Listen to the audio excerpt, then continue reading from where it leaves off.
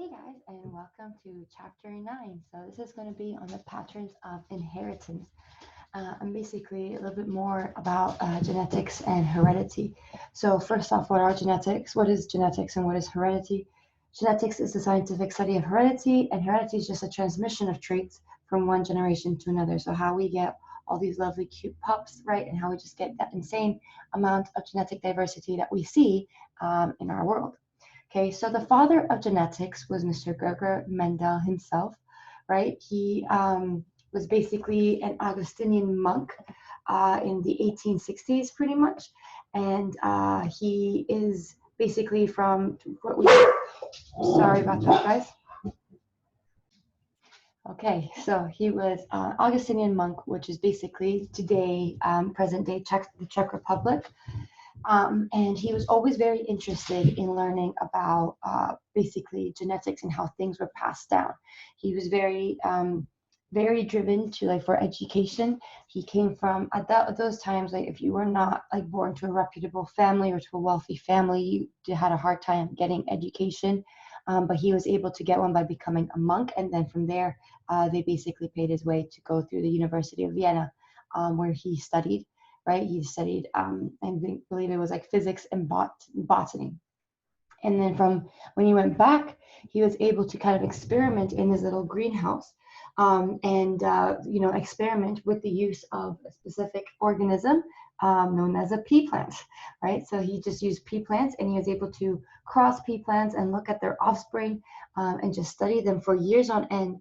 And because of his great work there, like with patient great work, he was able to basically discern these heritable factors, what he called heritable factors, which are present day genes, right? We pass on genes from parent to offspring.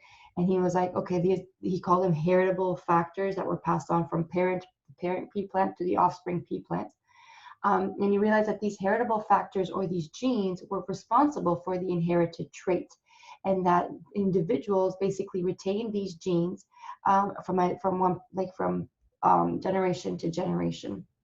So because of that, because of his great work, he's known as the father of genetics. He basically started this movement of, say, he established really important principles, two really important principles that are still that are still fixed and used today, right? That are still used, like established in today's genetics, and basically set the groundwork for genetics. So, and he did this again in the 1860s, where there was basically no understanding of what genetics were. They didn't understand what genes were. They didn't understand. We know that genes are found on DNA, right? We know that. Mendel had no idea at that time because DNA hadn't even been discovered yet. So, or at least they hadn't realized what it was for. So, basically, it was incredible the amount of things that he actually was able to discern for his time. So, he, for his experiment, he used the pea plant, and it's really important that he used the pea plant because it was just it's a model organism, meaning it's an organism that can easily be used in a laboratory, right? So, or in his case, a greenhouse, very easily manipulated, right? It's not like a complex animal or something that is a lot harder to manipulate. Pea plants are very easy to manipulate. They don't move, right? They don't move. They have short generation times, meaning they don't really take a long time to make offspring. And so, because of that, it was a very good model organism that he used. Yeah, so he probably chose them because they were easy to grow, right? Quick, they were easy to grow, quick to grow, and they came in very many distinguishable types. So first off, a little bit about the actual pea plant, to talk about what exactly the offspring are. So pea plants, as you guys know, are like make peas, right? So peas are actually seeds in a pod, which is basically the ovaries of that plant. So the peas are seeds in an actual ovary. So peas in a pod. Each pea are technically, these are all siblings to each other. The peas are the seeds or the offspring of a mating that happened.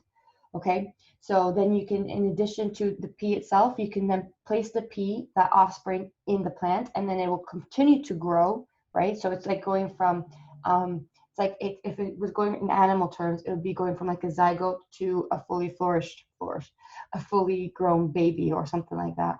It's the same thing with plants. The pea is that smaller, is that same individual. Put it in soil, that individual is going to grow into a bigger, more mature plant. So he looked at the pea characteristics and then also of the offspring, and also the same characteristics of the same offspring when the offspring was a little bit more grown up, right? So peas come about just seeds, right? They come about through fertilization. So we have an egg and then a sperm. So plant egg, plant sperm come together, they fertilize, they form a seed. Okay. So another thing about pea plants is that they can not only pollinate with other plants. So not only can they send their pollen is basically plant sperm. So not only can they send their plant sperm to other plants and fertilize other plants' ovaries or eggs, right? But they can also self-pollinate. So every single plant has both a male reproductive structure and a female reproductive structure. In fact, here, okay, the filament is known as the male reproductive structure. You don't need to know that. And then here, the stigma and the ovaries, this is the ovary right here. This is known as the female reproductive structure. So the male can make sperm, which is pollen, and it can self-pollinate. It can basically send that pollen to the female structure within the same plant. So it can self-pollinate. And so this was something that Mendel really took advantage of. He specifically self-pollinated some flowers, and then he cross-pollinated other flowers. So cross-pollination is when one plant pollinates another plant. Okay, so one plant pollinates another plant. He also did this as well, and he was able to control which plants he cross-pollinated. And the way he did that is basically by using like a little, there we go, a little paintbrush. Okay, so he would take the pollen from one plant, say it was a plant on the far east side of the greenhouse. You would take the pollen from that plant and then transfer it take it on the paintbrush and then walk with the paintbrush to the other side, to the west side of the greenhouse, and put it on another plant. So that would be cross-pollination, right? So, and he would also make sure that the plants that he cross-pollinated wouldn't be able to self-pollinate, meaning he would actually cut off the male reproductive organ of the plant, right? So in that way, kind of making sure that particular plant that he just cross-pollinated, it would never, ever in the future accidentally self-pollinate because he took away the male reproductive organ. So in that way, he was able to control which plants got which, and he was able to say okay, I have a pink flower here and I have a purple flower here. What happens if I cross them? Right, and he'd be able to then see the offspring that could come about. So through an interplay of self-pollination and cross-pollination, Mendel got his remarkable results. So first thing that we need to look at is that Mendel looked at 7 characters on a pea plant all in all. So characters are just the features, are the heritable features that vary among the individuals, okay? So a character would be the seed shape, or the flower color, right? Or the flower position, or the stem length, or the pod color. In humans, a character would be something like the eye color, or hair color, or height of the human, right? But then each character has a variant to it. So it has a trait. A trait is a variant of the character. So for example, if the flower color is a character, there's 2 possible traits in terms of pea plants. In the 7 characters that Mendel looked, there's always 2 possible traits. So flower color, the traits could be either purple or white. Does that make sense? The seed shape could either be smooth or wrinkled. The seed color, which is a character, could have 2 traits, yellow or green. The stem length could either be tall or short. Does that make sense? For humans, we have multiple traits usually. So like our eye colors, they could have a myriad of different traits. So they could be, eye color could have the green trait, brown trait, blue trait, violet trait, I don't even know, like hazel, right? We can have lots of different traits. For Mendel's experiment, and this was very important because if this had not been the case, that it would have been very difficult. I don't believe he would have discovered anything at all. But because he used such a simple organism like the pea plant that only had 2 traits to each character, he was able to discern basically what he did. He was able to discover what he did. So each of the characters that Mendel studied occurred into 2 distinct traits. And so this table right here tells you the 7 characteristics that he studied, each with their 2 traits. So remember, traits are just character variations. And what he realized was that there was a trait that showed up the most, and there was a trait that showed up the least. And so for the moment, we're going to talk about them in more more detail later on. But for the moment, we're just going to say that the trait that appeared the most in a certain generation is known as the dominant trait, and the trait that appeared the least in a generation is known as the recessive trait. Okay, so yeah.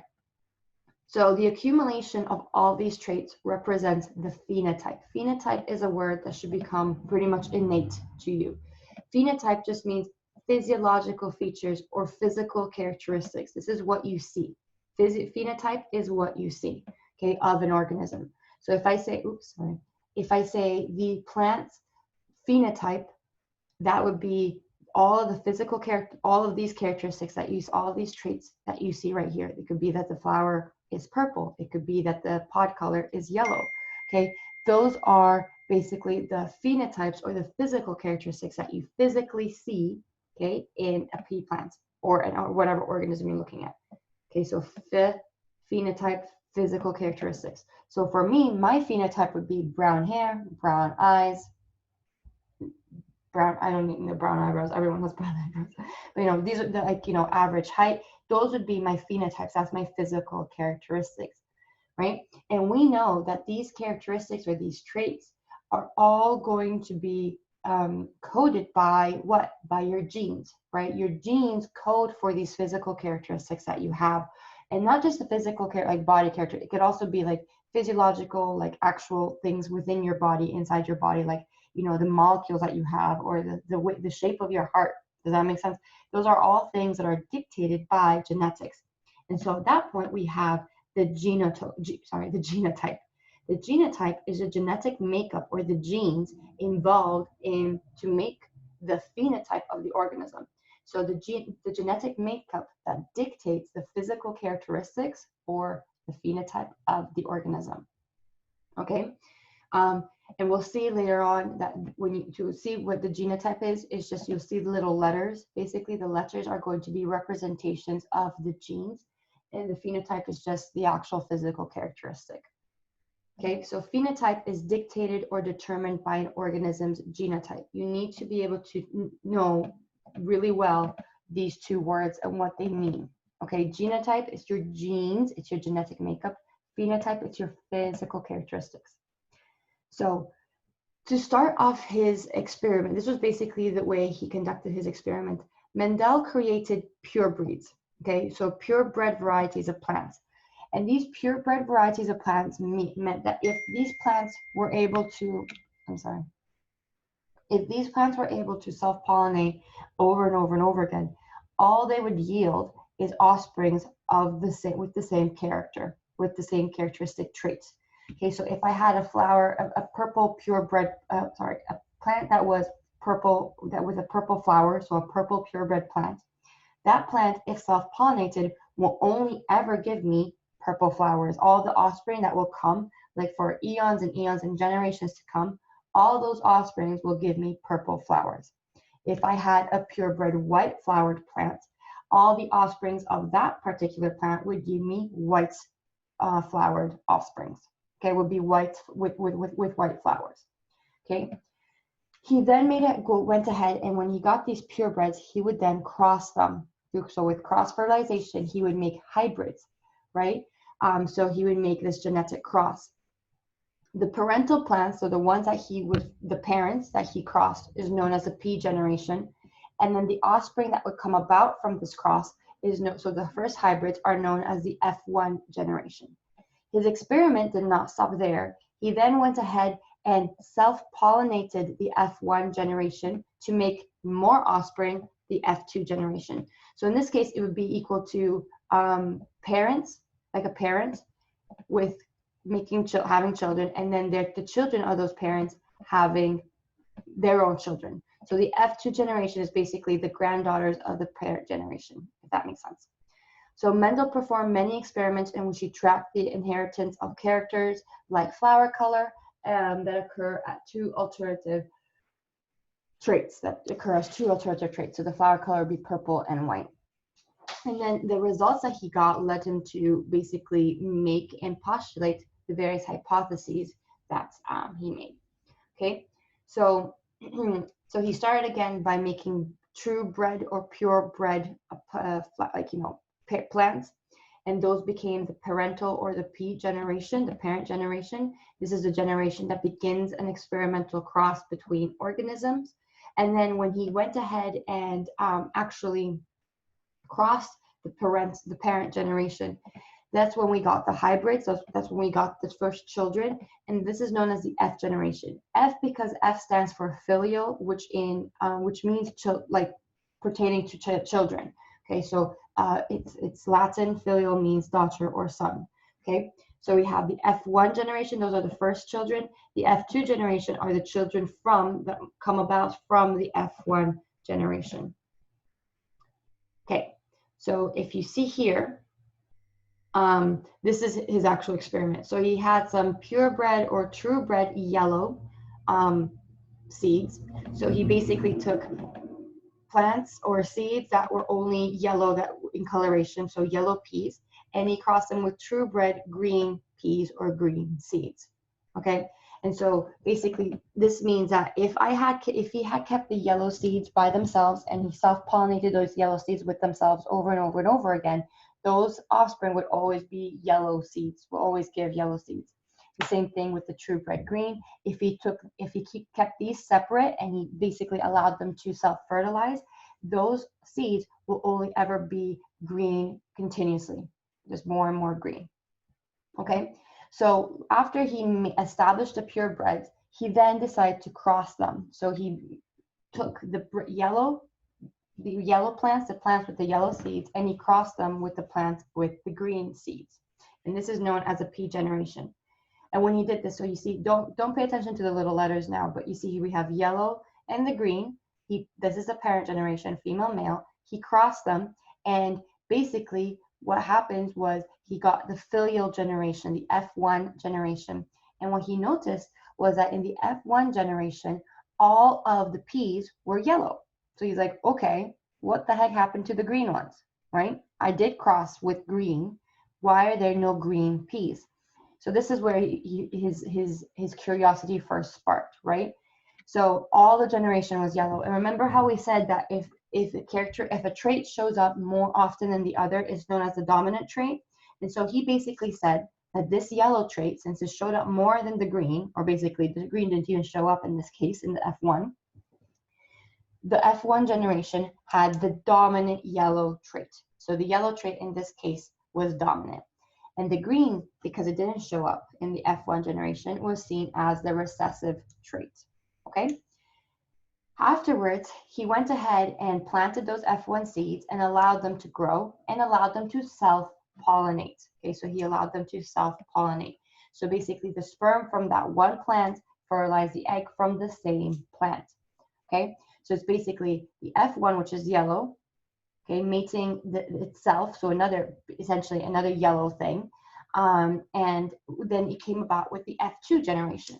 And what he realized with the F2 generation is that the green seed came back up again.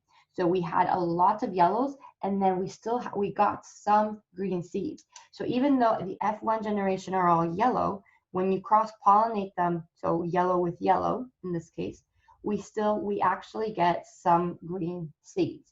Okay, so this is not a purebred. Okay, so and then he went ahead, and I think I mentioned it before, Mendel was very patient. He went ahead and counted all of the seeds. So he actually saw that in the F2 generation, there was 6,022 yellow seeds and 2,001 green seeds. Do you need to know these arbitrary numbers? No, you don't. But these arbitrary numbers are important because he realized that there was a specific ratio that the F2 generation always always stuck to, it always followed. Okay, so he carried out this experiment not just with the green seeds, but with everything else. He would look and see that if he crossed a purebred purple flower, purple being the dominant in this case, and a purebred white flower plant, when he came across them together, only the purebred purple, only the dominant purple trait would show up in the F1. And then when he took the F1 and he self-pollinated them again, he got the F2 generation. And if the F2 generation, he got lots and lots of purples and some white. So the white would show back up again after 2 generations. And he basically counted them all. Counted them all. You can see here in this table. These are literally data that we've collected, not we, but science has collected, and scientists and historians have collected directly from Mendel's lab notes. And he saw that, I gave the example of the purple flower, 705 flowers were purple, okay, of the F2 generation, and 224 flowers were white in the F2 generation. And he did it with every single character and its 2 traits, right? So yellow seed, green seed, and he looked at the texture or the shape or the texture of the seed, smooth and wrinkled seed, and he got this. And he realized that there was a common kind of a pattern. It was always around a very similar ratio of 3:1. So basically, for every 3 dominant traits that showed up, 1 recessive trait would show up. Okay, so we had this 3:1 ratio. So the 3:1 ratio is a proportion to the dominant to the recessive trait. It always, basically, there's always going to be more dominance than more dominant plants with the trait, right, with the dominant trait, then there are going to be plants with the recessive trait. Specifically, there's going to be a 3:1 ratio. Okay, so that means, again, 3 plants have purple flowers, 1 plant has white flowers. Or it could also mean like 6 plants have yellow seeds or peas, and 2 plants have green seeds. So it's always 3:1 ratio. Okay, in the F1, the only thing that would show up was always the dominant trait. And then in the F2, the dominant trait was obviously present, and we also found the recessive trait. But in a specific ratio, that specific ratio is 3:1. Note how many times I've said this. This is probably going to come up in the exam. Okay, hint, hint, wink, wink. So he realized that it wasn't really like a blending of things that happened. Back then in the day, so remember in the 1860s, people thought that inheritance characteristics were more of a blend. So they saw one really, really tall dude and one really, really short lady. And if they realized that if the tall dude and the short lady came together, their kids would have been average height, which sometimes makes sense to us. Sometimes that is the case. So basically you can see it's like a blend of the 2, the tall trait and the short trait come together, we get an average height. Sometimes that can happen. But if you're from a family like me, my sister is a stinking giant. I have no idea where she came from. My parents are both kind of like, they're both average height.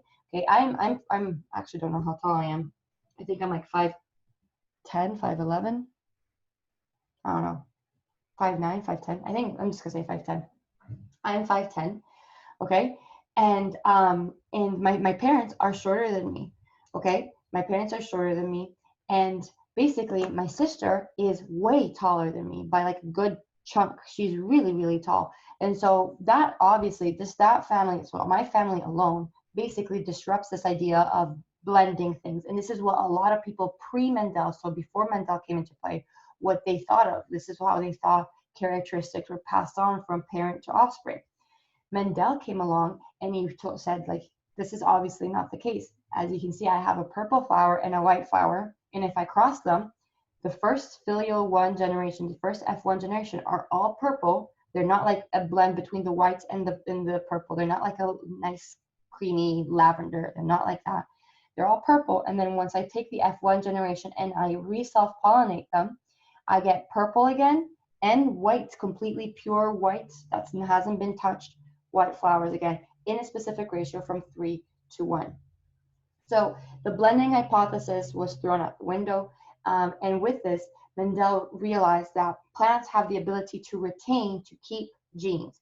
So obviously, from his experiments, the F1 generation, though the F1 generation were always only the dominant trait, they somehow kept the recessive trait hidden. Okay, this is important because it was hidden, because in order for it to show up in the offspring that came from the F1 trait, it needed the recessive trait had to show up again, right? So it was basically saying that the plants could retain the potential for the recessive phenotype, so the recessive physical characteristic like the white flower, even if the phenotype must not necessarily appear in a given generation. So like I said, the F1s were all purple. They weren't white at all, but yet their offspring, some of them were white. So that meant that the parent, the F1, right, had to somehow keep something, had something in them that they then passed on to those offspring that became white. Does that make sense? Yeah. So it was reasonable to assume basically that the purple flowered F1 generation retained the white flower element, even though they themselves didn't show it. They retained the white flower element or gene, which got expressed in the F2. Same could be said with the yellow and green seeds, right, with another characteristic. But I'm talking about the flower characteristic. So Mendel's phenotypes came in pairs. Therefore, he reasoned that the elements, or basically the heritable factors or the genes, also came in pairs. And this is exactly what happens. All of your genes come in pairs, okay? There's only some exceptions to this. And this is because, as you guys know, pretty much most of our chromosomes are homologous chromosomes, right? So we have one chromosome 1 and another chromosome 1. We have two, like remember how there's two pairs of shoes, there's two shoes to a pair of shoes, right? Same thing. There's two chromosomes to a pair of chromosomes. And these chromosomes are similar to each other, homologous.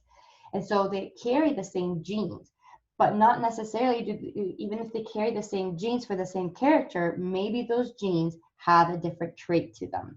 Do you guys see what I'm talking about? So basically, I'm going to change camera right here.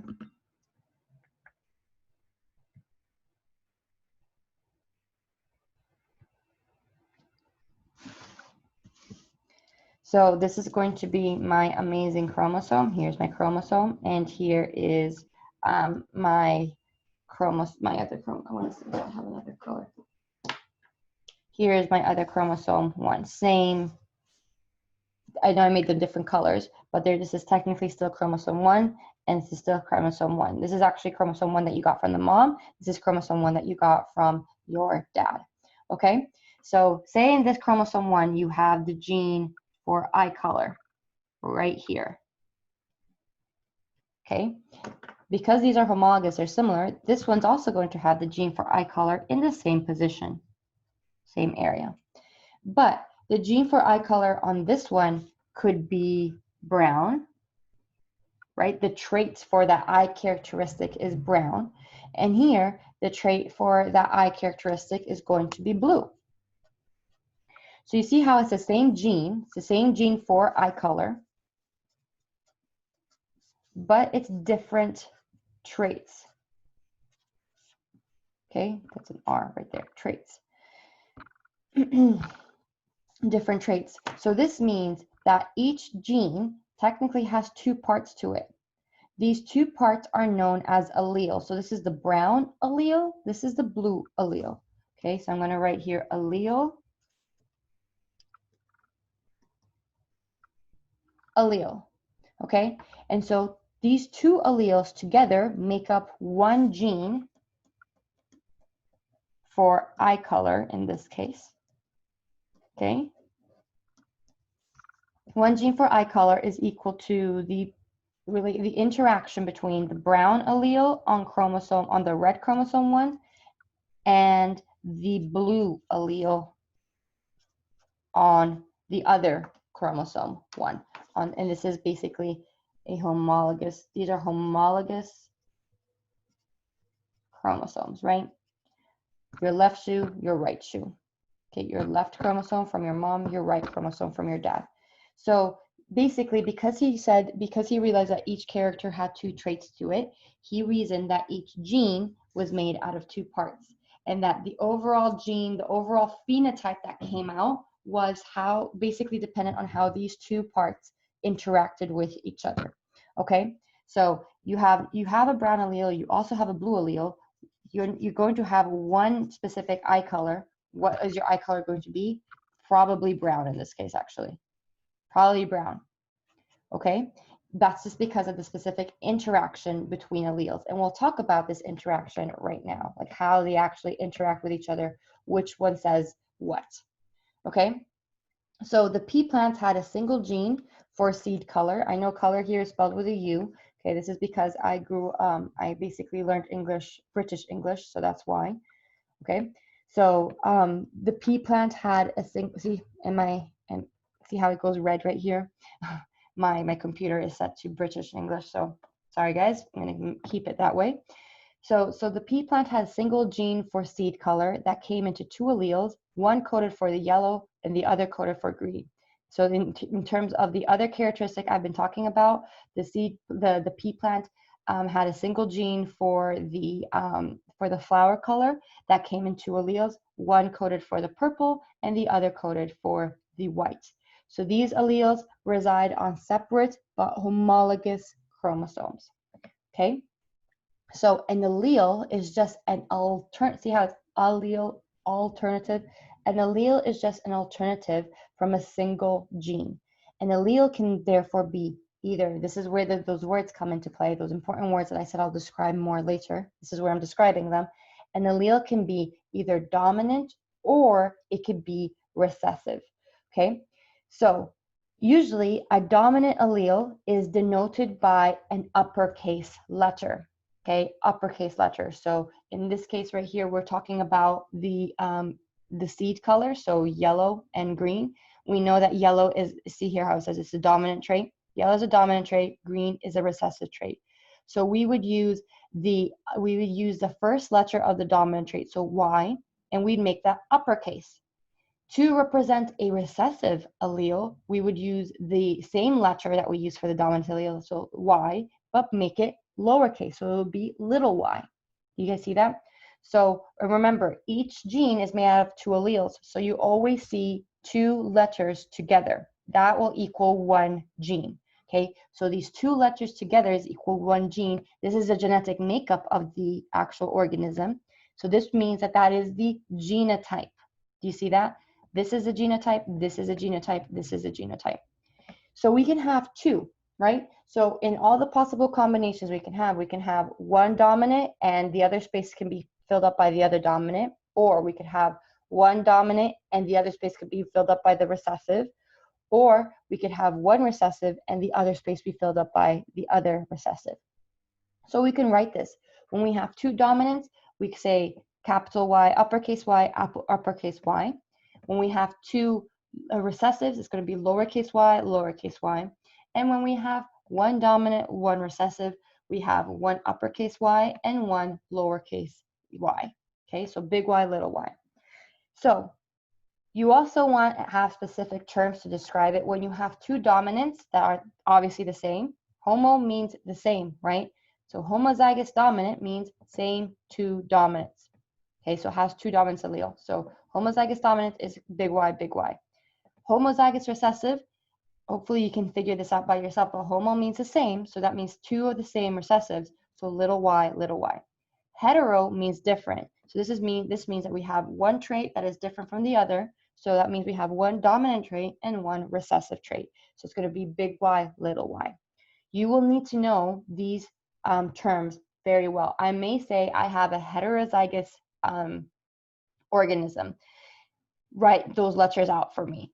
You're going to have to write the correct letters. In this case, whatever letter I give you, one is going to have to be uppercase to indicate the dominant, and one is going to have to be lowercase to indicate the recessive. Okay, so that is heterozygous. All right, so each of these letters is an allele, right? This particular letter, since it's uppercase, is dominant. This particular letter, since it's lowercase, is recessive. When we have one dominant, one recessive, it's heterozygous. When we have two recessive, it's homozygous recessive.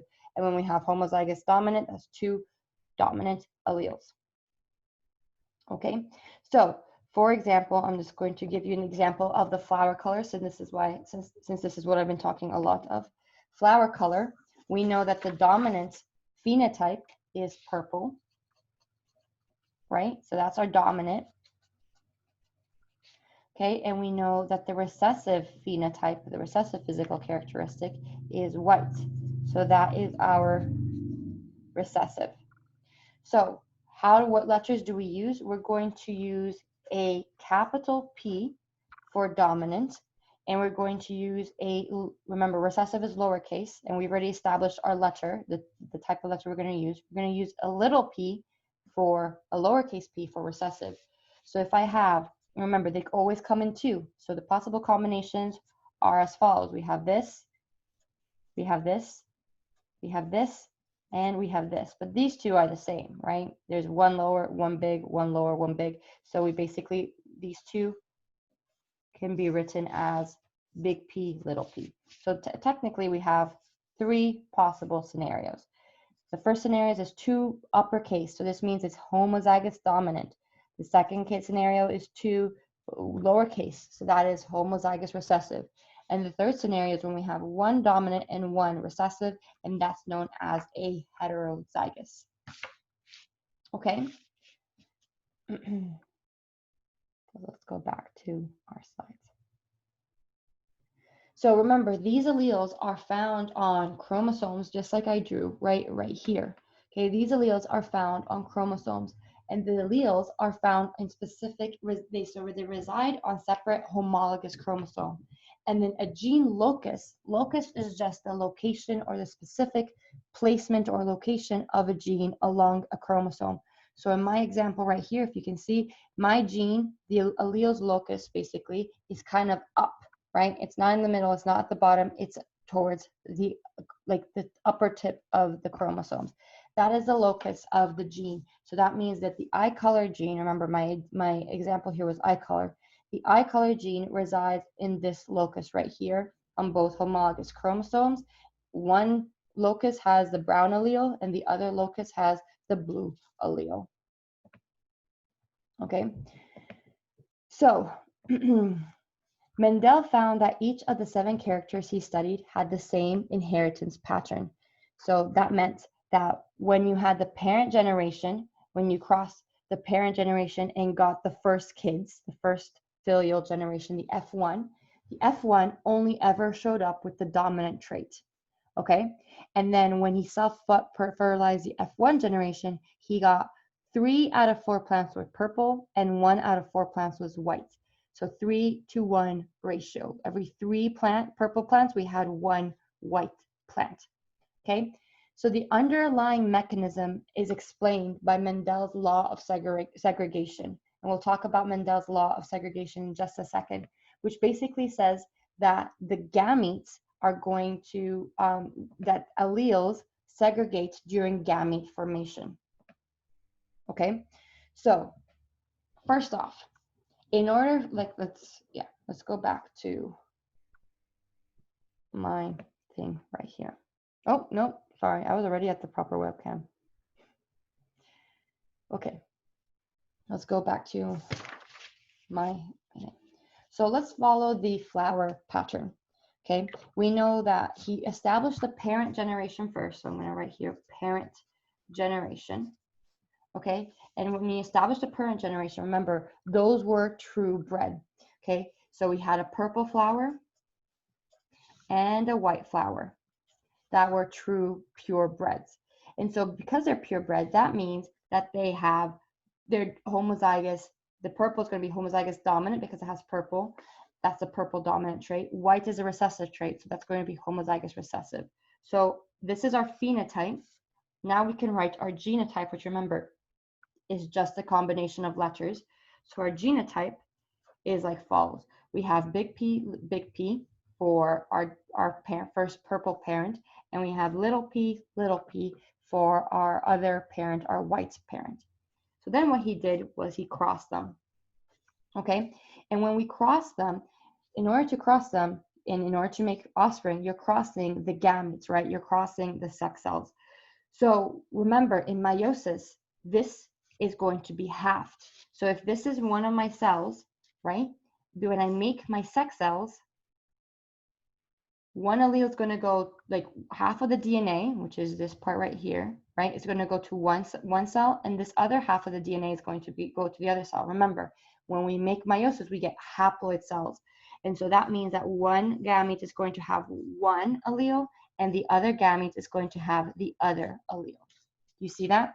So for the white one, let's see if you guys can do this by yourselves. So try to basically play, like go along with me. But when the white flower makes gametes, half of the DNA is going to go to one side and the other half is going to go to the other side. So here we have one gamete with little p, and then here we have the other gamete with the little p. Okay, so now what are the possible combinations? And this is when we get the Punnett square. Okay, so when these things cross, we don't know if it's this egg or this egg that fertilizes with this sperm or this that fertilizes with this. We have no idea, right? It could be completely random.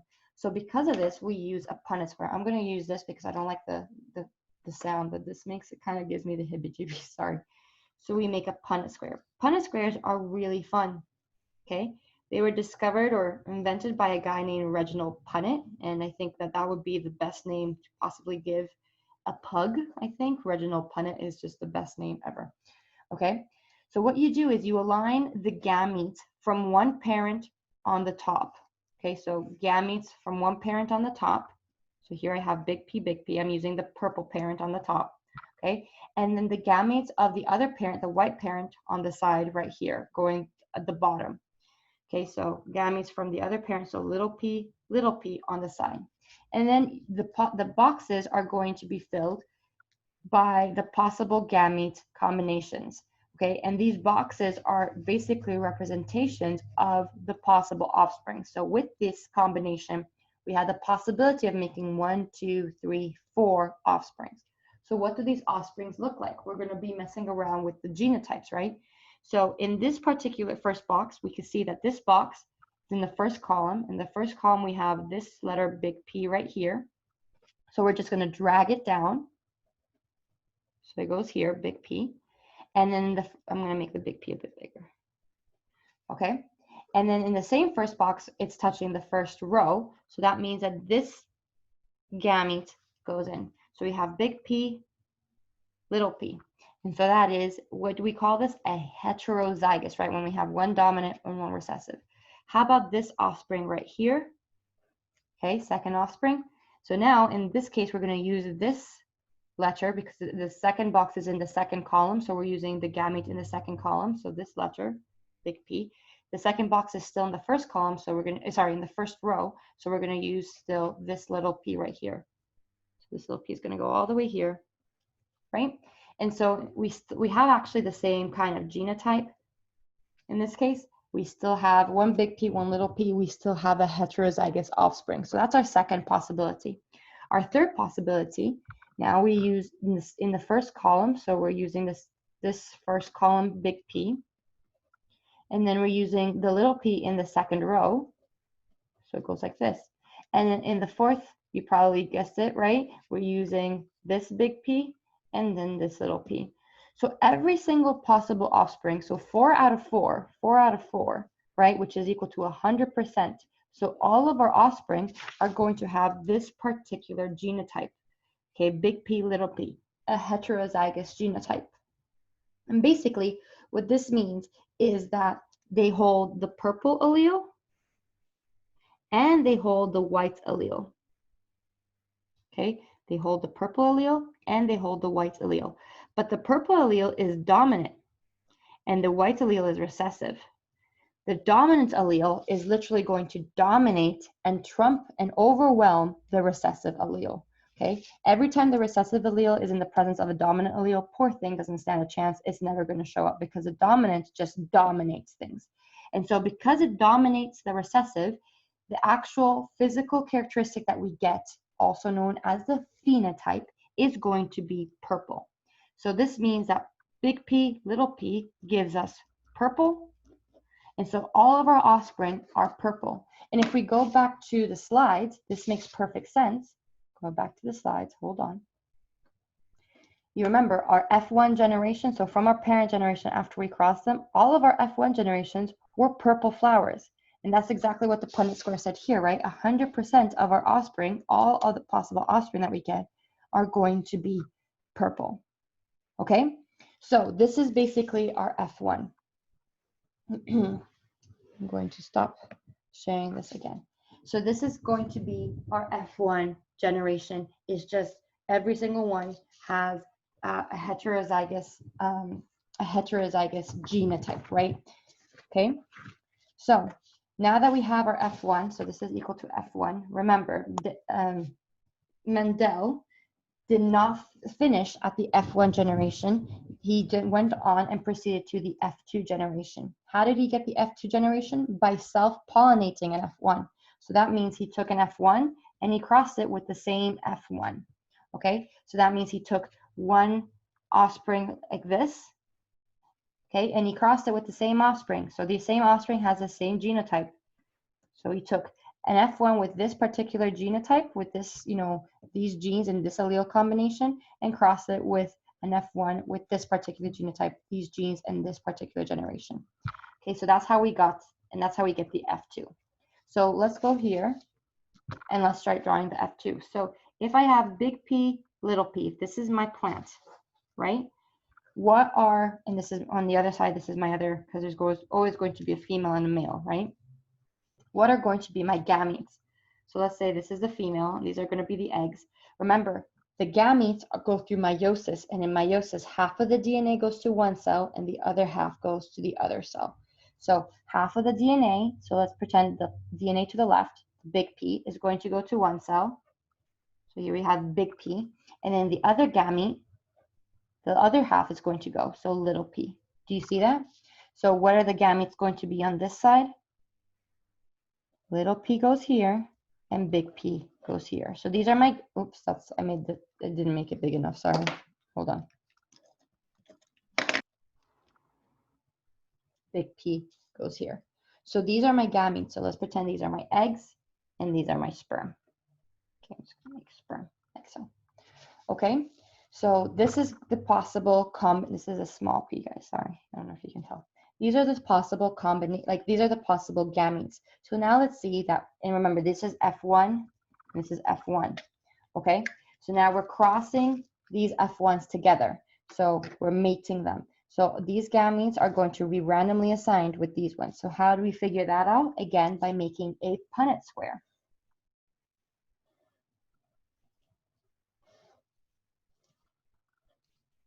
Okay, by making a Punnett square.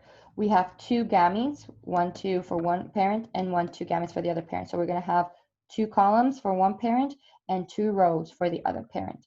So this parent is going to be on top. So I'm going to put this gamete here, big P, and this gamete here, little p. Okay, this parent is going to be on the side. So I'm going to put this gamete here, big P, and then this gamete here, little p. So now let's look at the actual crosses. Hopefully now it's just going to be a little bit more interesting than what we did before. Okay, but it's the same principle. So for this particular offspring, okay, and if you can, go ahead and work through this with me, right? And see if you can get here with me.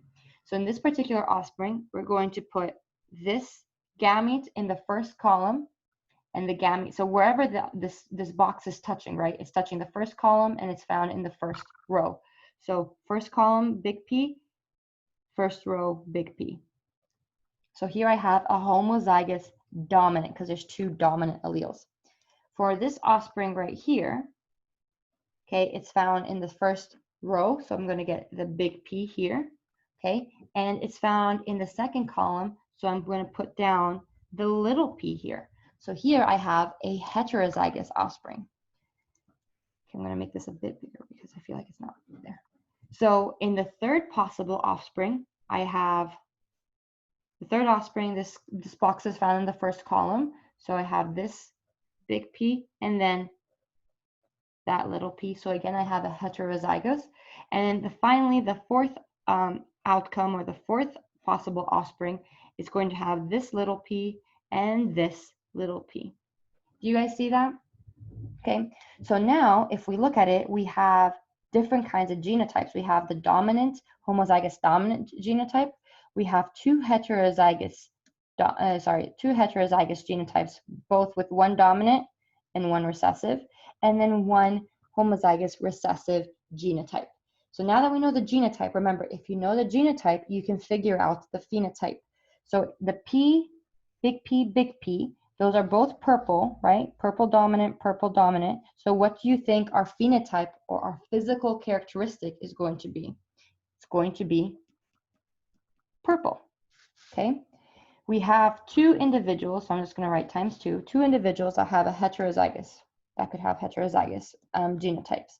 So here we have purple and the white recessive. But remember, purple is dominant to the white recessive. So what's going to happen? The purple is going to dominate over the white. And so we still have what kind of physical characteristic or what kind of phenotype? Hopefully you said purple. Okay, and then the last possible offspring is little p, which both have white recessive. And in this case, since we have two white recessives, it's homozygous white recessive, our phenotype is going to be white. So that means if we go back and fill it in, this guy is purple, this guy is purple, this guy is purple, and this guy is white, right? So let's actually count it. That means 1, 2, 3 out of 4 are purple, and 1 out of 4 is white. That is equal to having a 3-to-1 ratio. 3 to every 1, or 3 out of 4 is purple, and then 1 out of 4 is white. So that 3-to-1 ratio is something that Mendel always found in the F2 generation.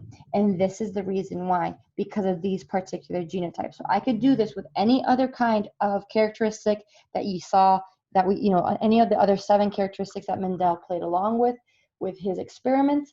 And this is always what's going to happen. In the F2 generation, we always are going to have a 3-to-1, with 3 being the dominant trait and 1 out of 4 being the recessive traits. Okay, so it's kind of amazing how it actually plays out. All right. So this is what he discovered. And basically he then put these weird things, these weird little letters and Punnett squares, he put them in an actual principle, or he basically defined them and made them into a law. The first law is a law of segregation. And the law of segregation is very simple. It basically is it's basically meiosis, which says that alleles, when an individual makes alleles, the alleles are going to separate when they form the gametes, okay? Which is exactly what we saw here. When we had an individual with big P, the gametes it made, one allele went to one gamete, and the other allele went to the other gamete. The alleles separated, which is exactly what happens in meiosis, right? The homologous chromosomes separate. And if the homologous chromosomes separate, the alleles that they carry are going to be separate. Same thing here. This individual, these are the two homologous, the gene. This is one gene with the 2 alleles, one allele on one homologous chromosome, the other allele on the other homologous chromosome. During meiosis, the 2 alleles and the 2 homologous chromosomes separate, and they go into 2 different cells. And so this is basically the law of segregation. Segregation just means separation, right?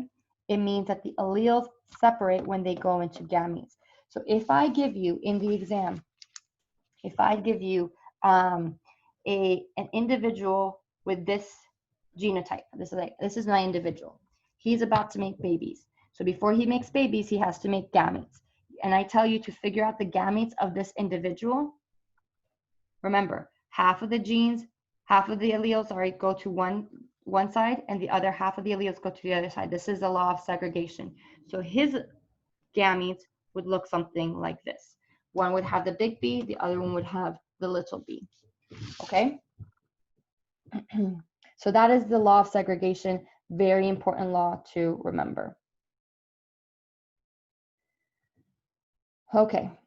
And this kind of goes a little bit more into explaining, like the dominant, the recessive, the 2 recessive, homozygous, heterozygous, etc. And it talks about the Punnett square as well. This is a way to represent the outcomes. So definitely go over these slides. I've basically gone over them already in my notes. okay? And here, again, it just goes over, it actually, so now we can pay attention to not just the color of the seed, but you can now pay attention to the letters because you know what the letters mean. Big Y, that means we have two dominant yellow alleles. Little y in the green P, that means we have two recessive green alleles, right? And when the alleles are, when we form the gametes, you can see how they separate. So you can see how we have separation right now. So this is because of the law of segregation. And then when we put them together in a Punnett square, these are our possible outcomes.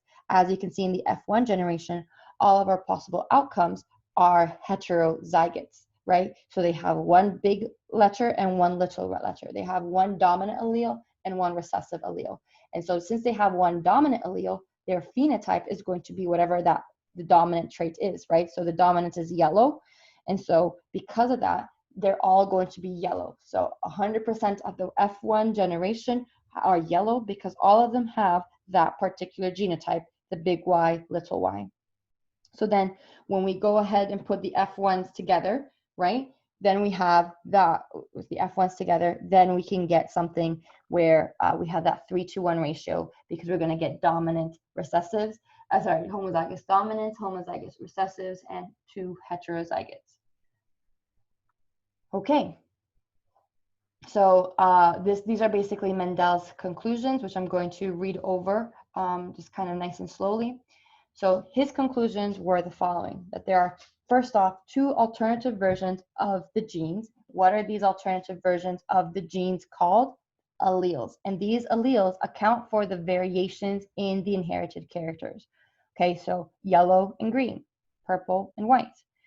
For each inherited character, an organism inherits two alleles, one from each parent. So all of your genes are made out of two alleles. An organism that has two identical alleles is known to be homozygous. An organism that has two different alleles, so therefore one dominant and one recessive, is known to be heterozygous. Okay? If it's homozygous with two dominant alleles, it's dominant homozygous. If it's homozygous with two recessive alleles, it's recessive homozygous. If an organism has two different alleles for a gene, one allele determines the organism's appearance, and that allele is going to be the dominant one. Because remember, the dominant allele dominates over the recessive.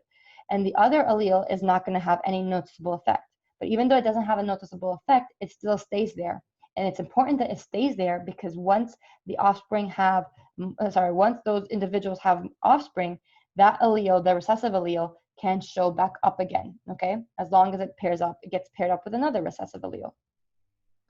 So geneticists use uppercase italic letters such as big, like uppercase P, to represent dominant alleles, and lowercase italic letters such as lowercase p to represent recessive alleles.